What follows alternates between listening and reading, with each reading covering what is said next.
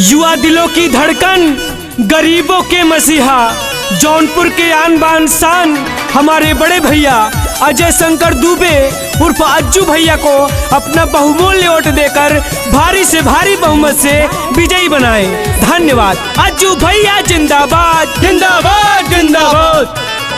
दुखियन गरीबन के भैया जिसान है, लाखों में से एक ऐसा नेता महान है। अज्जू भैया के जितावे के बाद उनके विधायक बनावे के बाद, अज्जू भैया के जितावे के बाद अब की विधायक बनावे के बाद लेके बचान भैया अइले मैदान में, लेके बचान भैया अइले मैदान में। अज्जू भैया के जितावे के बाद उनके विधायक बनावे के बाद अब की विधायक बनावे के बाद अज्जू भैया के जितावे के बाद। अज्जू भैया जिंदाबाद जिंदाबाद जिंदाबाद। अज्जू भैया जिंदाबाद जिंदाबाद जिंदाबाद। हमारा नेता कैसा हो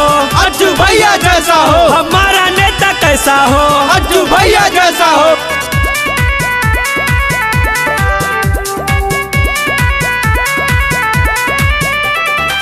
कितना इले नेता आस धरा के कुछ न कमवा बुझाता हो। एक बार अज्जू भैया के जिता के तू होला उनके आजमाई हो, तू होला उनके आजमाई हो।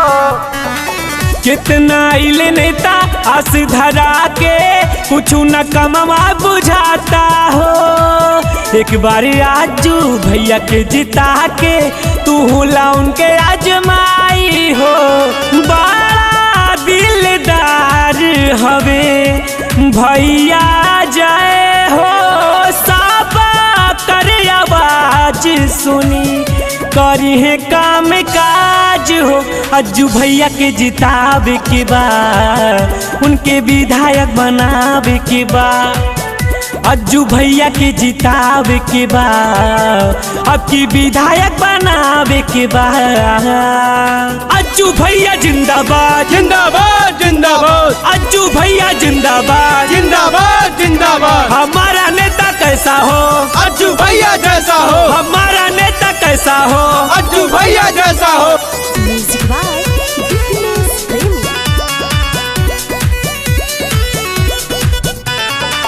भारत माँ के लाल हवे सरल बाइन कर स्वभाव हो। जन जन के हित में लड़ी के भैया दहे दिलाई अधिकार हो, दहे दिलाई अधिकार हो। भारत माँ के लाल हवे सरल बाइन कर स्वभाव हो। जन जन के हित में लड़ी के भैया दहे दिलाई अधिकार हो।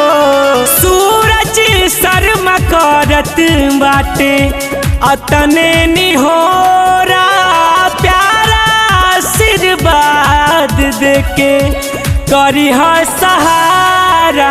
अब की विधायक बनावे के बाद अज्जू भैया के जितावे के बाद, अज्जू भैया के जितावे के बाद उनके विधायक बनावे के बाद।